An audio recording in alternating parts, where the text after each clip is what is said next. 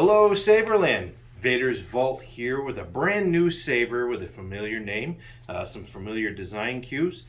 This is the Fury 2. Back in 2010, we launched the initial combat class sabers, the Fury and the Havoc. The Fury being the very first saber in our production line that I had designed and prototyped and then put into production. And of course, those of you familiar with that saber know that it was heavily inspired by the Mace Windu prequel era saber. I have a really strong love for that hilt from the movies, and I like a lot of the design cues. I've used it in a few custom builds over the years, especially in the early years when we were doing one-off customs. And when we brought out the Fury, it was sort of a culmination of, all right, I want these design features in a production hilt. That wasn't exactly a replica. Well, fast forward, what was it, 2020, when we sold the last of the original production run Fury Combat Class Saber.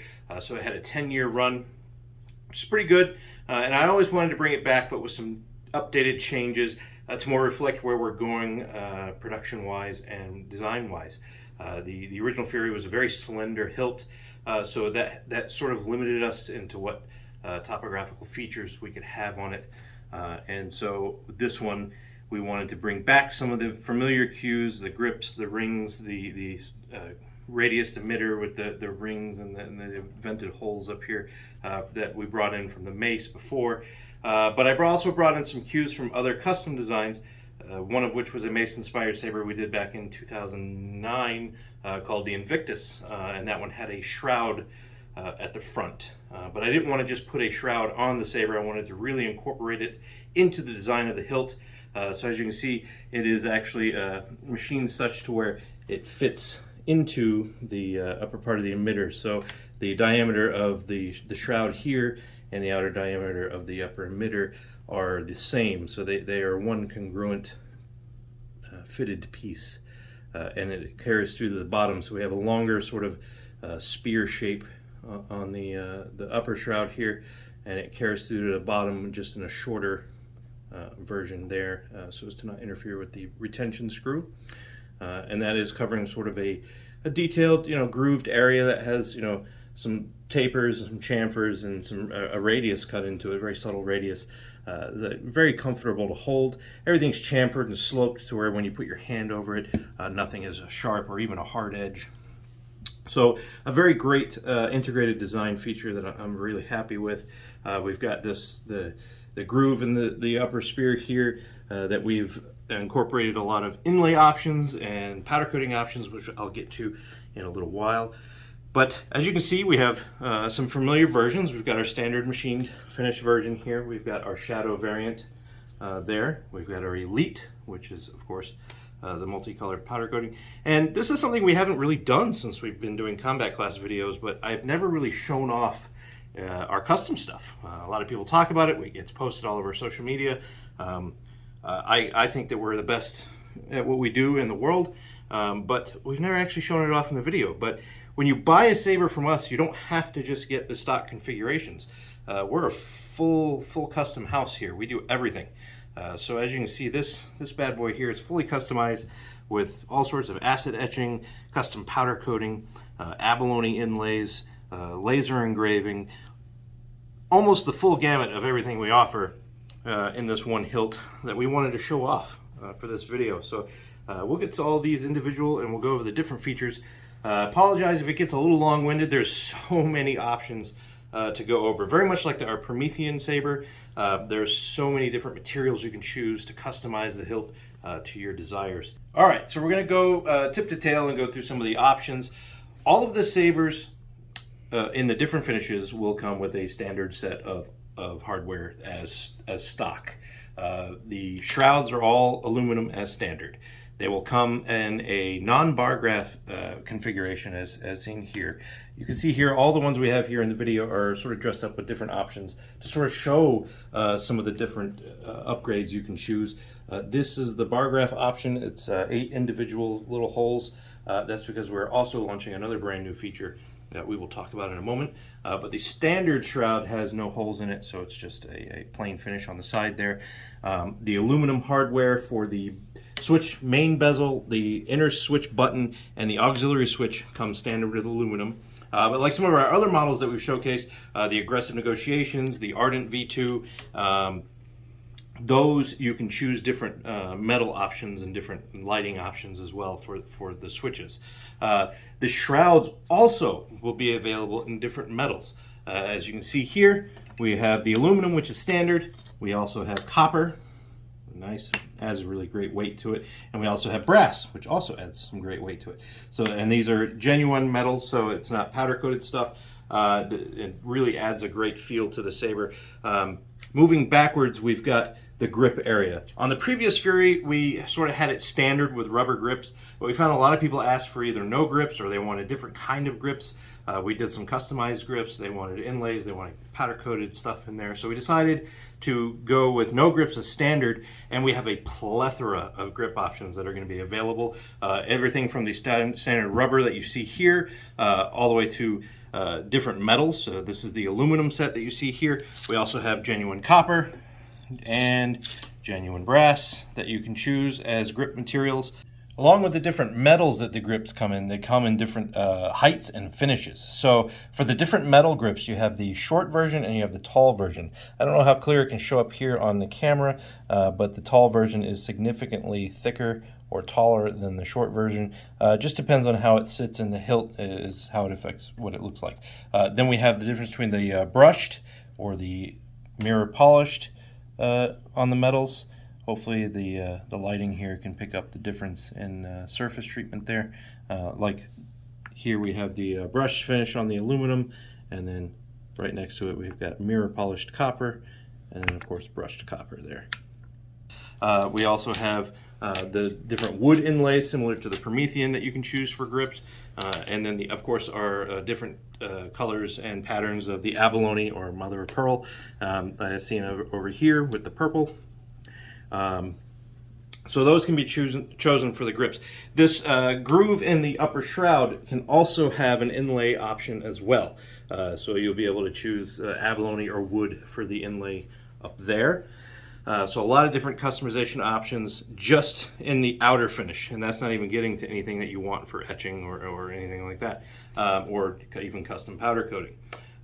Moving on to the Shadow. The Shadow Fury is a very similar color scheme to previous.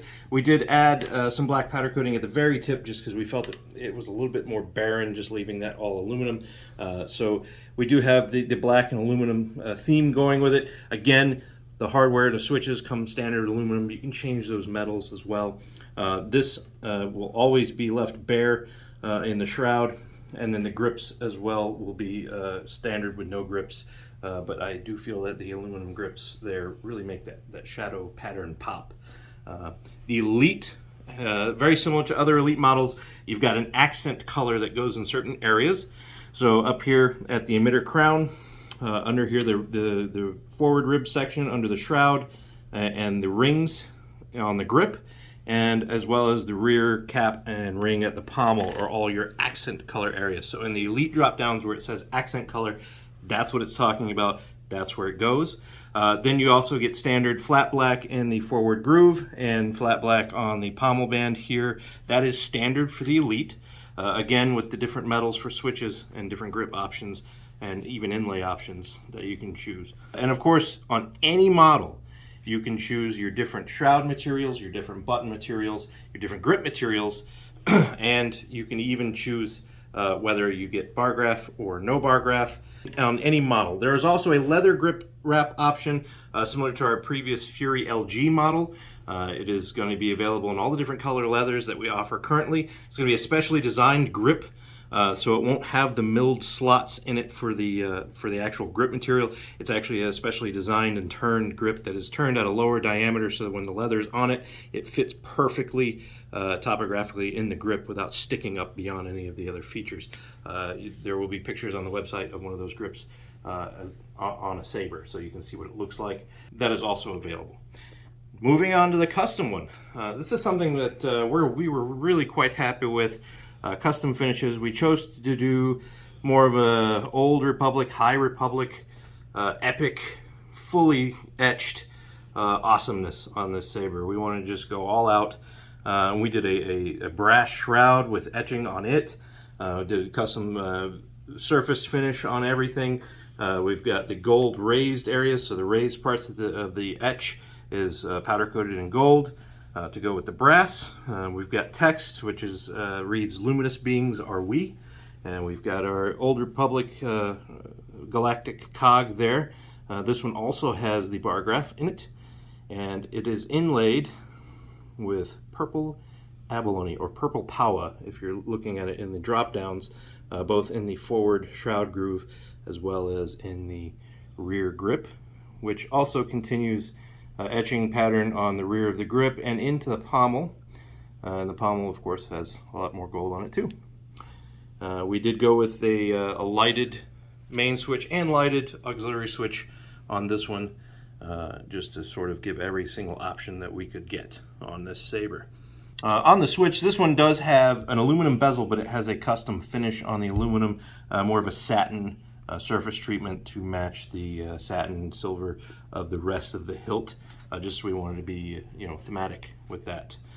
This one may or may not be at a future ready to ship, maybe May 4th, maybe MegaCon, maybe in Alan's personal collection. We don't know. Time will tell. I don't have an actual etched piece of my own. I always say that, oh, we can always make another one, and then we put it up for sale, and Alan is sad because he doesn't have one. And I'm talking to the third person, but that's all right, because it's about sabers. Also has a great sound font made specially for it by Wansith, great font maker at saberfont.com, as well as we have recently added Lord Blako's Pitch Black, which has been an all-time favorite of mine for several years, along with a few others from great font makers like Wansith, on our already extensive package of default sound files that you get with the saber. With the saber, you will get your thumb drive. This USB key has your manual, your RICE program, your backup files, which is extremely important. So that way, if you start messing with stuff on the saber, you can change stuff and not worry about erasing or messing up your configuration, because you can always back it up from the USB key. Also on there is other helpful links. There are links to other helpful programs. Speaking of which is Tristan Cam's crystalfocus.net. That guy is a mad genius when it comes to putting together really helpful stuff for configuring your CFX, especially blade profiles and effects, and has been instrumental in helping out with bringing the new graphics feature to CFX, which just launched very recently. It's a really amazing new feature for CFX.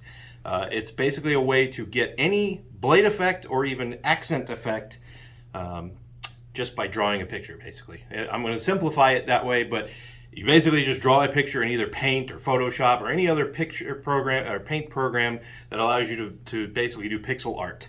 And you can draw any pattern you want, and it will replicate it in either the blade or in your accent LEDs. Which brings me to the next thing about this saber. Brand new feature on this saber. The bar graph that you can choose is not just any bar graph. It is a pixel bar graph. That's right. So the individual LEDs that you see coming through, and this one is even doing a little pattern already, is pixels. So these are individual pixels. You can program any pattern you want, any colors you want at any time. You can make it do whatever you want just by drawing a picture and putting it in the file. It's amazing, and it's incredibly fun. And once people get the hang of it and just start making these BMP files for either the pixel accents or for even the blades, preons, post-off effects, that kind of stuff, it opens up a whole new world for CFX users, and it's extremely easy. It's a very intuitive way to get the effects that you want, how you want it on your saber. I can't say enough good things about it. I would just recommend checking out crystalfocus.net. Show Tristan Cam some love. Give him a donation on his site. He puts in a lot of work. Like I said, mad genius. Dude's great and has done a lot for the community in the last year or so of just incredible innovation. The bar graph on this one is pixel only at this time. We decided that because of the spacing and the design that it really benefited from the pixels and wasn't really conducive to the traditional SMD bar graph. The pixel bar graph will be an upgraded option available on all of our other combat class very soon. We are going to be adding that option. So if it's something that you want on a different saber, like a Sovereign or a Promethean or something like that, rather than a traditional bar graph, you can either choose either the traditional bar graph or the pixel bar graph on those sabers as well. So that is coming very soon.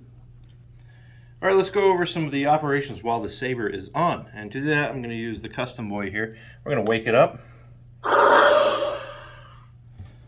Okay. Sound bank selection. Light. So when the saber is off, your auxiliary button down here is what you use to press and hold to get into the sound bank selection menu. When you're in the sound bank selection menu, you can press either button to navigate forward or backward through the menu to change your sound font. Sound bank selection. Light. Hinges. Fury. All right, let's put a blade in it. Now, with the saber on, you got the switches. If you could choose lit switches, they will match the blade color. We've got our pixel bar graph doing our multicolored pattern there. With the saber on, your auxiliary switch, that's your blaster deflections, your lockup, other special force effects which depend on motion. To get a different color, we have our spectrum mode. We have press both buttons at the same time. Spectrum. It goes into spectrum, and then you can tilt it through the color wheel. And when you get to a color that you want, you can either tap it to select that color, or you can press and hold. Blade profiles. And it goes into the blade profile selection. And that allows you to choose from different unstables, flame effects, rainbows, whatever you have. We have a plethora of things programmed on there for you. There are things on there where you hear the clicking like now, which you don't see anything change on the blade. That's because it's changing the different ignition and retraction effects. So you can just... Color profiles. Or you can go back and choose different colors. But, so that has the degradation or crumble effect on the retraction, and a flare on the ignition. So it just changes your ignition and retraction effect on those profiles where you don't see an actual preview of the change. Press and hold to turn off, tap to turn on.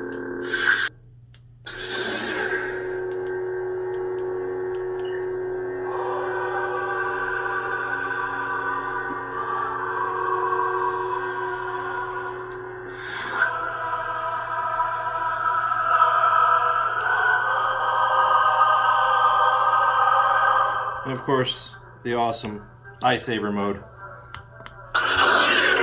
which can be in any font, or it's its own separate thing. This particular font has that track in it. You can turn it off or on with a double tap of the main button. You can actually go to the iSaber mode, as well as other different modes of access through your menu. Everything from changing different colors or your volumes or things like that can be done real time with button presses through your menu. All of that of which is detailed in your Plector Labs Crystal Focus 10 manual, which will be included on your thumb drive. These will also be available in Profi versions, so you can choose either Profi or CFX. These all in the video are CFX. But you can choose either soundboard at checkout when you configure your saber. Internal maintenance. When your saber needs a battery charge or you want to access your data ports, you're going to want to unscrew your grip, which separates right here at the back of the shroud. Once you unscrew your grip, it reveals your chassis. Your chassis has your USB-C port here, which you can connect to your computer and access mass storage to change out your sound fonts. Connect to the computer for RICE, so that you can change your parameters there. Or it also charges your battery. So you can charge it through there, or you can use your external battery charger, which is included. When your saber needs to charge, you want to remove your battery. To do that, you want to unscrew this back speaker pod just a little bit. You don't need to take it all the way off, just enough to leave a gap there so you can lift your battery out and, put it in your charger. Positive end is the button end. That goes up towards the writing in your charger. When you pop it in, the charger will turn red when it's charging, green when it's done. This is your voltage selection switch on the charger. You always want to keep it on the 4.2 volt setting, not the 3.0 volt setting. If you put it on 3 volts, your battery will never fully charge and you'll be sad. So always keep it on 4.2 volts. When it's done charging, you want to put it back in your saber. Put the positive or button in towards the blade. So put that in first, click it down, and you want to tighten it till you hear it boot, and then just give it a little bit more of a snug turn there. So it's more of like a quarter turn, just to make sure that it's in there snug. You don't want to be able to easily rotate this battery, otherwise it'll be too loose and you'll get disconnects. Also, while you have your battery out, you get access to your SD card. If you want direct and quick access to your sound files and other files, your parameter changes, whatnot, you can get a pair of tweezers and click that SD card out, put it directly in a reader in your computer, and have real fast access. All right, aside from the USB-C port, which you can use to access the RICE program and whatnot, you can also choose to upgrade to the Bluetooth option. Bluetooth gives you wireless connectivity to either the computer app like cfx.net, CFXit, or the RICE program that comes on the USB key, which is made by Plector Labs, who creates the Crystal Focus, or you can connect it to a mobile app like the ForceSync app from Stockworks, all of which can help you real-time adjust your parameters and behaviors and colors while you watch it and listen to it happen on the saber before you save it. So it's very handy for editing things on the go or without having to worry about being connected with a hardwire. You can get access through USB-C port. It is just a little slower than direct access with your SD card. If you don't feel like putting tweezers in there and clicking that out, definitely use the USB cable. A little safer that way. So put the battery back in. Also, another thing to note, this is your speaker back here. Don't press on it. Don't put your finger through it. Don't jab metallic objects to it. Don't let it pick up nasty things and stick to the speaker and whatnot. You want to take care of that. It's a very loud, very awesome speaker, and you want to make sure that it stays that way. All right, so put your grip back on. Make sure you're not getting any resistance, that there's any junk in the threads from lying around on your desk or whatnot. Make sure that the threads are nice and smooth. If you meet any resistance, back it back off immediately and try to check your threads and clean your threads, but it should go smooth. So.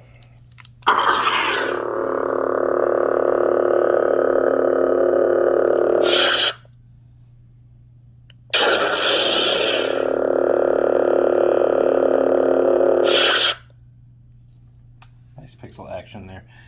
We hope you guys love this redesign as much as we do.